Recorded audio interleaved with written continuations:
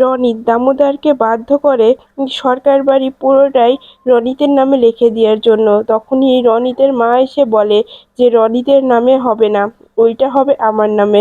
কথাটা শুনে বাড়ির সবাই অবাক হয়ে যায়।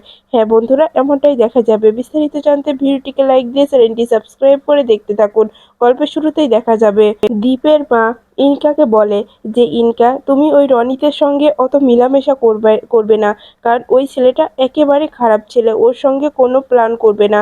ওই ছেলেটা আমার দীপের সঙ্গে, আমার বাবানের সঙ্গে তুলনা করতে চায়, আমার বাবানের মতো হতে চায়, তাই আমি ওই ছেলেটার সঙ্গে, যেটা আমি দেখি না তোমার মেলামেশা করা। তখনই ইনকা বলে, আন্টি যেমনটাই বলবেন। উপর থেকে রনিত সবকিছু শুনতে পেয়ে বলে, কিছু করতে পারবে না। কাকিমা তুমি কি ভেবেছিলে যে সবকিছু আমার থেকে কেড়ে নেবে? কিছুতেই কেড়ে নিতে পারবে না। আমি দীপের জায়গাটা কেড়ে নেবই, যে করেও ভাবে হোক আমি দীপের জায়গাটা কেড়ে নেবো। অন্যদিকে দেখা যায় যে ঝাঁপি কল্পনাকে বোঝাতে থাকে, কাকিমা এই ভুলটা আর কখনো করবে না, আর কখনো নিজে সুইসাইড করার চিন্তা মাথাতে আনবে না। তখনই দেখা যায় যে কল্পনা কোনো কথাই বলে। তখনই সজয় বলে ওঠে যে মা, তুমি এরকম সিদ্ধান্ত আর কখনো নেবে না। দেখো, তোমার যদি কিছু হয়ে যায় তাহলে আমাদের কি হবে? বাবা যে অন্যায় করেছে তার শাস্তি কেন আমাদেরকে তুমি দেবে বলো? তো তুমি এরকম কাজ আর কখনোই করবে না, কথা দাও। তখনই ঝাঁপি বলে, কাকিমা দেখেছো তো, যে কাকু তোমার পাশে নেই তাতে কি হয়েছে? কাকু অন্যায় করেছে, কিন্তু তোমার পাশে সবাই আছে। চূর্ণি আসে, সজয়দা আছে। সজয়দা এতদিন তোমাকে সে মেনে নিত না, কিন্তু এখন দেখো তোমার পাশে দাঁড়িয়েছে, তাই তুমি এরকম সিদ্ধান্ত আর কখনো নেবে না। আমি এখন আসছি। এই বলে ঝাঁপি চলে যেতে যায় বাড়ি থেকে। তখনই চূর্ণি বলে, ঝাঁপি তুই চলে যাস না, তুই গেলে মাকে কে দেখবে বল? মাকে কে সামলাবে? তুই যাস না ঝাঁপি। তখনই দেখা যায় যে ঠাম্মি এসে বলে, ঝাঁপি যে যাস না তুই, তুই চলে গেলে এই বাড়িটায় দেখবে কে বল? তুই তো একমাত্র এই বাড়ির শক্তি এখন, আর এখন এই বিপদের দিনে তুই বাড়ি থেকে চলে যাস না। তখনই ঝাঁপি বলে, দেখো ঠাম্মি, এখন আমার আর থাকা হবে না। এখন আমি যদি এখানে থাকি তাহলে ঝামেলাটা বাড়বে। তখনই দেখা যায় যে ঠাম্মি বলে, কোনো ঝামেলা হবে না। তখনই দীপের মা বলে, মা আপনি কি কথা বলছেন? ঝাঁপি এখানে থাকবে মানেটা কি? ঝাঁপি এখানে থাকবে না। ঝাঁপি যাক না, ও যেখানে থাকে সেখানে যাক, ওকে এখানে রাখার কি দরকার? তখনই ঝাঁপি বলে, হ্যাঁ আমি এখানে থাকতে আসিনি, আর আমি তো এখানে কাকিমাকে রাখতেই এসেছিলাম, তাই এখন চলে যাচ্ছি। তখনই চূর্ণি বলে, না ঝাঁপি তুই যাস না। তোর কাছে এই ডাক্তার বড় না আমার মাটা বড় বলতো? তখনই ঝাঁপি বলে, কাকিমার প্রাণটাই আমার কাছে বড়, আমার এই ইগোটা বড় নয়। তখনই ঠাম্মি বলে, ঝাঁপি তাহলে তুই থেকে যা না, তুই যাস না, তুই থেকে যা। তখনই ঝাঁপি বলে, আচ্ছা ঠিক আছে, আমি সব কিছু ত্যাগ করে আমি কাকিমার মুখের দিকে তাকিয়ে এখানে রয়ে গেলাম। তখনই দীপের মা বলে, কেন রে ঝাঁপি, এটা তো সব তোর নাটক, তুই এখানে থাকতে পারিস না, তুই চলে যা, তুই তুই চলে গেলেই ভালো হবে। তখনই দামোদর বলে, এই তুমি এই সব বিষয়ে যদি আর কথা বলো তাহলে কিন্তু খুব খারাপ হয়ে যাবে। তুমি ঝাঁপিকে বাড়ি থেকে চলে যাওয়ার বলার কে? তুমি ঝাঁপিকে চলে যেতে বলতে পারো না বাড়ি থেকে। যদি এটা করো তাহলে কিন্তু আমার থেকে খারাপ কেউ হবে না, কারণ আমি চাই ঝাঁপি এখানে থাকুক। আজকে আমাদের এই বিপদের দিনে ঝাঁপি এখানে থাকুক, আমি এটাই চাই। তখনই দেখা যায় যে উম, দীপের মা বলে, তুমি বুঝতে পারছো না।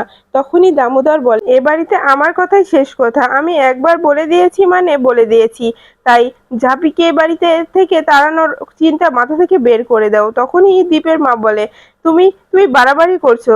তখনই দামোদর বলে, আমি বাড়াবাড়ি করছি না, যেটা সত্য সেটাই বলছি। এ বাড়ি থেকে ঝাঁপি কোথাও যাবে না, ঝাঁপিকে যেন এ বাড়ি থেকে বের না করে দেওয়া হয়। তখনই দেখা যায় যে ঝাঁপি বলে, আমি এ বাড়িতে থেকে যাচ্ছি শুধুমাত্র এ বাড়ির যারা ক্ষতি করতে চায় তাদেরকে শাস্তি দেওয়ার জন্য, তাদেরকে আমি ছাড়বো না, কিছুতেই ছাড়বো না। তখনই দামোদর দ্বীপের কাছে এসে বলে, দ্বীপ তোর কোনো সমস্যা নেই তো ঝাঁপি এ বাড়িতে থেকে থাকলে? তখনই দ্বীপ বলে, বাবা ও এ বাড়িতে থাকলেও আমার কিচ্ছু যায় আসে না, না থাকলেও কিছু যায় আসে না, কারণ ও যখন এ বাড়িতে আসে তখন আমি ওকে এই বাড়ি থেকে চলে যেতে বলি না, আবার ও এ বাড়িতে আসতে চাইলে আমি ওকে আসতেও বলি না। তাই বলছি এসব কথা আমাকে না বললেই ভালো হয়। তখনই দামোদর বলে, তাহলে আমি শেষ কথা বলে দিচ্ছি, ঝাঁপি এ বাড়ি থেকে কোথাও যাবে না। তখনই চুনি বলে, ঝাঁপি তাহলে তুই এ বাড়িতে থাকছিস তো? তখনই ঝাঁপি বলে, হ্যাঁ থাকতে তো হবেই, কারণ আমি আজকে এ বাড়িতে থেকে যাচ্ছি শুধুমাত্র এ বাড়ির যারা ক্ষতি করতে চায় তাদের জন্য। এরপরে দেখা যায় সবাই চলে গেলে তখনই ঝাঁপি রনিতকে ডাকে আর বলে, রনিতদা তুমি কি ভেবেছো যে তুমি জিতে গেছো, তুমি জিতে যাবে? কিছুতেই তোমাকে জিততে দেব না। তুমি তুমি যে নোংরা খেলা খেলছো সেই খেলা তোমাকে কখনোই জিততে দেওয়া হবে না। তুমি কি ভেবেছো তুমি তুমি সবকিছুতে এভাবে এভাবে জয় করবে? না, কিছুতেই না। তুমি যদি ভালো হতে, যদি ভালো মনে এ বাড়িতে আসতে, তাহলে তোমাকে কেউ কিচ্ছু বলতো না, তোমাকে অ্যাকসেপ্ট করে নিত। কিন্তু তুমি তুমি প্রচন্ড নোংরা। একটা কথা মাথায় রেখো, যে কাকু যে অন্যায়টা করেছে তার জন্য এই বাড়ি থেকে তাকে বঞ্চিত করা হয়েছে, আর তুমি তো একেবারেই খারাপ মানুষ। তোমার পুরোটাই পচা। তাই তোমাকে এ বাড়ি থেকে বের করতে ওদের কিন্তু দুবার ভাবতে হবে না, কথাটা মনে রেখো।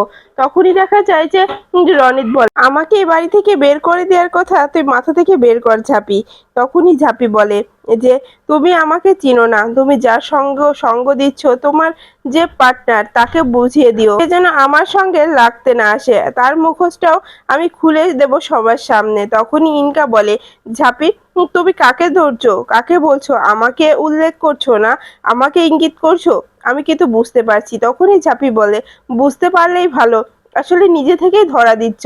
ইনকাদি তুমি তুমি একদম ভালো মানুষটা। তুমি কি ভেবেছো তোমরা দুজন মিলে এই পরিবারটাকে পুরো শেষ করে দেবে আর ঝাঁপি দাঁড়িয়ে থেকে দেখবে? না, ঝাঁপি কিছুতেই দাঁড়িয়ে থেকে দেখবে না। তখনই ঝাঁপি চলে যেতে গেলে দীপ ঝাঁপিকে ডাকে আর বলে, ঝাঁপি তোর সঙ্গে আমার কথা আছে। তুই কি ভেবেছিস এ বাড়িতে থেকে তুই বড় মহৎ কাজ করে ফেলছিস? কারণ আমি জানি তোর অনেক সমস্যা হতে পারে। তখনই ঝাঁপি বলে, আমার আবার কিসের সমস্যা হবে? তখনই দীপ বলে, কেন, তোর পার্সোনাল লাইফ নিয়ে সমস্যা হতে পারে, কারণ তুই আমার চোখের সামনে থাকবি, যা ইচ্ছা তাই করতে পারবি না। তখনই ঝাঁপি বলে, তুমি কি ইঙ্গিত করতে চাইছো? তুমি তুমি ভাবছো যে আমি রেশবের সঙ্গে সম্পর্ক আছে? না। তখনই দেখা যায় যে দীপ বলে, সেটা তুই ভালো জানিস ঝাঁপি। তখনই ঝাঁপি বলে, দেখো আমি এই বাড়ি থেকে রয়ে গেছি শুধুমাত্র কাকিমার কথা ভেবে, আর এই সরকার বাড়িটাকে বাঁচানোর জন্য। এই সরকার বাড়িতে সবকিছু নষ্ট করার জন্য চারিদিক ছেয়ে গেছে। এই পরিবারটাকে আমি বাঁচানোর জন্য এ বাড়িতে রয়ে গেছি। তখনই দীপ বলে, তুই আমার জন্য এ বাড়িতে আছিস, আমাদের সম্পর্কটাই তো নেই। তখনই ঝাঁপি বলে, দেখো এই সম্পর্কটা তোমার তোমার জন্য এ বাড়িতে তা না। ছোট থেকে আমি সরকার বাড়িতে আসা যাওয়া করি, তাদের সঙ্গে আমার অন্যরকম একটা সম্পর্ক। তাই তোমার সঙ্গে সম্পর্ক থাকুক আর নাই থাকুক, এ বাড়ির সাথে সম্পর্ক আমার থাকবেই। এই সম্পর্ক কেউই ভাঙতে পারবে না। কথাটা বোঝা গেছে? তখনই দেখা যায় যে দীপ বলে, ঝাঁপি তোর শুধু বড় বড় কথা। তখনই ঝাঁপি বলে, আমি বড় বড় কথা বলছি না, এটা আমার দায়িত্ব মনে করি, কারণ এরা আমার সব থেকে আপনজন। তখনই দীপ বলে, তুই এই সব কিছু অভিনয় করছিস, আসলে লোক দেখানোর জন্য তুই এমনটা করছিস। তখনই ঝাঁপি বলে, আমি লোক দেখানোর জন্য কিচ্ছু করি না, যা কিছু করি সেটা আমি এই পরিবারকে ভালোবেসে করি। আর তোমার যেটা মনে হয় তুমি সেটা করতে পারো বা বলতে পারো, তাতে আর আমি কি বা করতে পারি? তোমার যেটা মনে হচ্ছে তুমি সেটাই বলছো, তাতে আমার কিচ্ছু যায় আসছে না, বিশ্বাস করো। তখনই দীপ বলে, তোর সঙ্গে কথা বলে আমি কখনোই পেরে উঠবো না, তাই তোর সঙ্গে কথা বলার কোনো ইচ্ছেটাই নেই। তখনই ঝাঁপি বলে, বলো না কথা, আমি তো তোমাকে বলি না আমার সঙ্গে কথা বলো, আমি এখন আছি। এরপরেই দেখা যায় যে দীপ মনে মনে বলে, ঝাঁপি তুই এই অভিনয়গুলো করিস না, দেখ আমি বুঝতে পারছি তোর আর রেশমের মধ্যে একটা সম্পর্ক গড়ে উঠছে, তাই তাই এসব নাটক আর করিস না, এসব ভালো লাগে না। অন্যদিকে দেখা যায় ইনকা রনিতকে বলে, রনিত রনিত সাবধানে এগোতে হবে, এবার এই বাড়িটাকে পুরো গ্রাস করতে হবে। তখনই রনিত বলে, হ্যাঁ ইনকা, আমি আর তুমি এক হয়ে যদি এ বাড়িতে থাকি, তাহলে এ বাড়ির সবাইকে উচিত শিক্ষা দিতে পারবো। ঝাঁপিকে নিয়ে প্রশংসা করা, ঝাঁপিকে নিয়ে কথা বলা ছুটিয়ে দেব। তখনই ইনকা বলে, হ্যাঁ একদম ঠিক বলেছ। তখনই রনিত বলে, আমাকে দ্বীপের জায়গাটা দিতেই হবে, আর যদি জায়গাটা ওরা না দেয় তাহলে আমি জোর করে জায়গাটা উসুল করে নেব, তবুও আমি জায়গাটা নেবই। কারণ কি ভেবেছে ওরা, যে আমাকে আমাকে ফেলনা ভেবেছে, যে আমাকে ছুঁড়ে ফেলে দেবে আর আমি চলে যাব? না, কিছুতেই না। এবারের অধিকার আমি আমি জোর করে হলেও ছিনিয়ে নেব। এরপরে দেখা যায় এই যে খাবার টেবিলে সকাল সকাল সবাই চলে আসে। তখনই রনিত সবার আগে এসে সুজয়ের চেয়ারে বসে পড়ে। তখনই সুজয় বলে যে, রনিতদা তুমি আমার চেয়ারে কেন বসলে? অন্য চেয়ার তো ছিল, তখনই রনিত বলে, আজ থেকে এই চেয়ারটাও আমার, এই প্লেটটাও আমার, এখানে আমি বসবো, তুমি অন্যটাই গিয়ে বয়। তখনই ঝাঁপি বলে, রনিত দা তুমি এরকম কেন করছো? সজয় আগে থেকে এই চেয়ারে বসেই খাবার খায়, আর তুমি কালকে এসে আজকে এই চেয়ারটা দখল করে নিলে। তখনই রনিত বলে, হ্যাঁ, এটা আমার জায়গা, এটা আমি নেব, আমার যেখানে ইচ্ছা আমি সেখানে বসবো। আমি তোর কাছে তো কৈফিয়ত দিতে পারবো না ছাবি, তুই তো এবারে কেউ না, তাহলে আমি তোকে কৈফিয়ত কেন দেবো? তুই আমার কাছে কোনো কৈফিয়ত চাবি না। তখনই দেখা যায় ঝাঁপি বলে, তুমি ভুল করছো। তখনই দীপ বলে, রনিত তুই বড় অন্যায় করছিস রে, তুই এভাবে কথা বলতে পারিস না, তুই আমার সঙ্গে তুলনা করতে পারিস না। তখনই দীপের মা বলে, এই ছেলেটার জন্য আমার ছেলেটার খাওয়াটাই হবে না হয়তো। তখনই রনিত বলে, কাকিমা যেটা বলছি সেটা করছি, এটা আমার জায়গা, তাই আমাকে দিতে হবে। তুমি যতবারই বলো আমাকে এখান থেকে উঠে যেতে, আমি পারবো না। তোমাদের ইচ্ছা হলে তোমরা খাও, না হলে না চলে যাও, তাতে আমার কিচ্ছু যায় আসে না, কিন্তু আমি এখান থেকে এক চুলও নড়বো না। তখনই দেখা যায় যে দীপ বলে, তাহলে এখানে খাওয়ার প্রশ্নই আসে না, এখানে আমি খেতে পারবো না মা। তখনই দীপের মা বলে, বাবা তুই চুপটি করে খেয়ে নে, আমি তোর খাবারটা দিয়ে দিচ্ছি বাবা, এভাবে ঝামেলা করিস না। তখনই দীপ বলে, না মা, আমি একই চেয়ারে বসে একই টেবিলে বসে আমি আমি রনিতের সঙ্গে খাবার খেতে পারবো না। তখনই রনিত বলে, খাবার খেলে খা, না খেলে তুই এখান থেকে চলে যা, তোকে আর জোর করছি কে? তোকে তো আর আমি জোর করছি না যে তুই এরকম করছিস। তখনই দেখা যায় যে ঝাঁপি এসে বলে, কোথাও যাবে না তোমরা। কেন যাবে? ও কাল এসে তোমাদের জায়গাটা কেড়ে নিতে চাইছে, আর তোমরা সেই জায়গাটা দিয়ে তোমরা যার যার মতো চলে যাচ্ছ, এটা করো না। তখনই দামোদর বলে, ঝাঁপি তুই দেখতে পাচ্ছি না ছেলেটা অসভ্যতামি করছে, এত অসভ্যতামি সহ্য করা যায় না। তখনই দেখা যায় যে রনিত বলে, তাহলে আমার কথা মেনে নাও, তাহলে আমি আর তোমাদের সঙ্গে কোনো ঝামেলা করবো না। তখনই দেখা যায় যে ঝাঁপি বলে, কি মেনে নেবে, কি বলতে চাইছো তুমি রনিত দা? তখনই রনিত বলে, আমি চাইছি এত বছরে যা আমি পাইনি সেটা আমাকে ফিরিয়ে দিতে। তখনই দামোদর বলে, সেটা কি বলো একবার। তখনই রনিত বলে, এত বছরে যত টাকা যত কিছু আমার পিছনে খরচ হতো সেটা আমাকে সুদ সহ দিতে হবে। তখনই দেখা যায় দামোদর বলে, আচ্ছা ঠিক আছে, সেটা কি কি চাও তুমি? তখনই রনিত বলে, আমি চাই এই পুরো সরকার বাড়িটা আমার নামে লিখে দিতে। তখনই কথাটা শুনে বাড়ির সবাই চমকে যায়। তখনই ঝাঁপি বলে, পাগল হয়ে গেছো রনিত দা, তুমি কি বলছো এই সব কিছু? তখনই রনিত বলে, আমার কথা তোদেরকে শুনতেই হবে, আমাকে এই পুরো বাড়িটা লিখে দিতেই হবে, না হলে এই ঝামেলাটা চলবেই। তখনই দেখা যায় দামোদর বলে, আমার এইসব ঝামেলা আর ভালো লাগছে না, তাহলে আমি এই বাড়িটা তোর নামে লিখে দেবো, তাহলে অন্তত তুই চুপ করে থাকবি। তখনই দেখা যায় যে ঠামি বলে, না দামোদর এটা কি করছিস, এটা করিস না। তখনই দামোদর বলে, মা এসব ঝামেলা আর ভালো লাগছে না, আর কতদিনই বা এই ঝামেলাটাকে বয়ে নিয়ে যেতে হবে।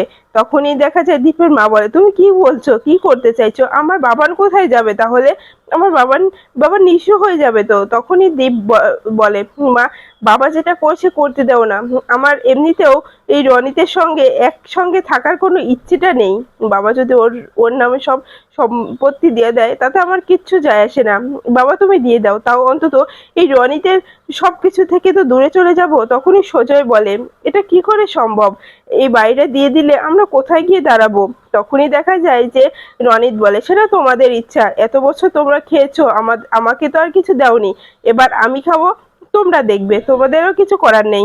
তখনই ঝাঁপি বলে, রনিত দা তুমি যেটা করছো একদম ভালো কাজ করছো না, এটা করো না, তাহলে কি ভালো হবে না। তখনই রনিত বলে, এই থাম তো ঝাঁপি, তোর কাছ থেকে জ্ঞান নেবো না, তুই আমাকে জ্ঞান দিস না, অনেক জ্ঞান দেওয়া হয়ে গেছে, এখান থেকে যা তো যা, আমাদের মধ্যে কথা বলিস না, এটা আমাদের পারিবারিক কথা, তুই কেন মাঝখানে ঢুকছিস? তখনই ঝাঁপি বলে, আমি এখনো দীপের স্ত্রী, সে হিসেবে আমি কথা বলতেই পারি। তখনই দেখা যায় যে সরকার বাড়ির সব সম্পত্তি যখনই রনিতের নামে লিখে দিতে যায়, তখনই রনিতের মা এসে বলে, এই সম্পত্তি আমার নামে হবে, উল্টা আমার নামে করে দাও। কথাটা শুনে ঝাঁপি অবাক হয়ে বলে যে, ভালো মা, তুমি এই কথা বলবো?